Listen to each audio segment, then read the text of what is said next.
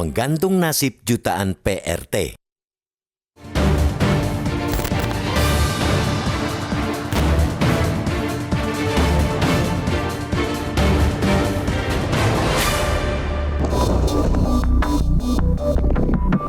Nasib rancangan undang-undang tentang perlindungan pekerja rumah tangga atau PPRT kembali digantung. Meski sudah diajukan ke DPR sejak Februari 2004 atau lebih dari 20 tahun lalu, rancangan undang-undang itu masih belum memantik selera wakil rakyat untuk segera mengesahkannya.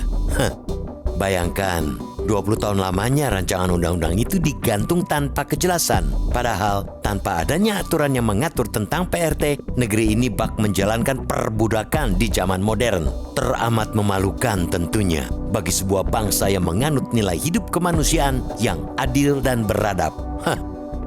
Nasib rancangan undang-undang PPRT bahkan teramat kontras dengan rancangan undang-undang tentang Kementerian Negara dan rancangan undang-undang tentang Dewan Pertimbangan Presiden atau One Team Press yang rencananya disahkan DPR hari ini.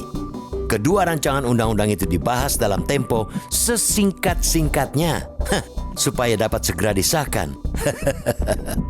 Dari segi judul dan substansi aturan, rancangan undang-undang tentang Kementerian Negara dan rancangan undang-undang One Team Press sangat terang, mengatur soal bagi-bagi kekuasaan dan wewenang segelintir elit politik.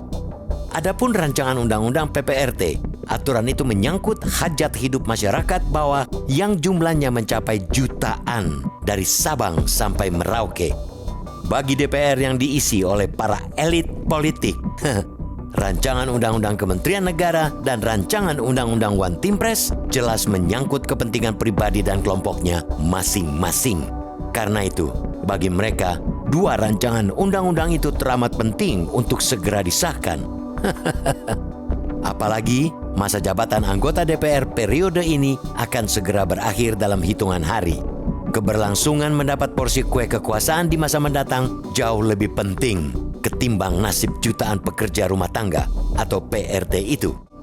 Kepekaan para wakil rakyat sejak 2 dasawarsa silam sudah terasah tak ada keuntungan buat pribadi sama sekali dari pengesahan rancangan undang-undang PPRT. Mereka paham betul rancangan undang-undang PPRT itu dianggap hanya memperjuangkan nasib para PRT dan nyaris tak ada secuil pun keuntungan jangka pendek untuk pribadi dengan mengesahkan aturan tersebut. Entah apa yang terpikir dari para wakil rakyat itu. Sejak negara ini diproklamasikan 79 tahun silam, Indonesia belum punya instrumen yang mengatur PRT. Tanpa aturan tersebut, hingga sekarang tentunya sudah jutaan PRT yang mendapat perlakuan semena-mena, mulai dari pemberian upah seenak jidat, majikan, hingga pelecehan seksual. Esensi dari keberadaan Undang-Undang PPRT ialah pengakuan terhadap PRT sebagai pekerja.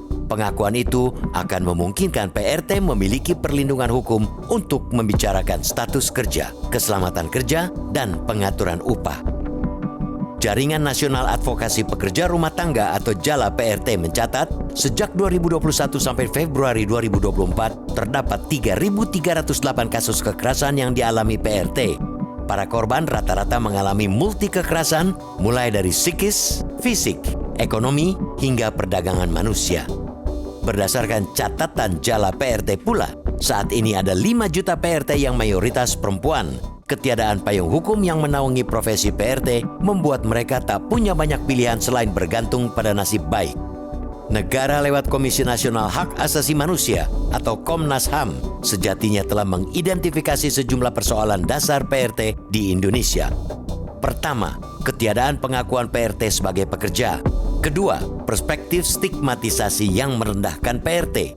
Persoalan berikutnya ialah tingginya kerentanan PRT mengalami pelanggaran HAM karena ketiadaan hukum yang melindungi mereka. Lalu, yang keempat ialah mandeknya pembahasan rancangan undang-undang PPRT di DPR dan lemahnya dukungan politik dalam mengesahkan rancangan undang-undang PPRT kecuali hanya dari segelintir partai politik yang konsisten memperjuangkan tapi kalah jumlah. Momen di penghujung masa jabatan ini tentu jadi kesempatan emas bagi DPR periode 2019-2024 meninggalkan legacy. Jika gajah mati meninggalkan gading, ada baiknya para wakil rakyat yang terhormat memikirkan apa yang akan mereka tinggalkan untuk bangsa ini. Tentunya legasi berharga yang harus ditinggalkan agar terus diingat sampai kapanpun. Legasi itu yang bisa dipakai untuk mengikis ingatan masyarakat yang sudah hafal di luar kepala bahwa bangku gedung DPR sering kosong saat rapat. Itu juga sekaligus bisa membuktikan bahwa wakil rakyat adalah kumpulan orang hebat yang peduli nasib rakyat.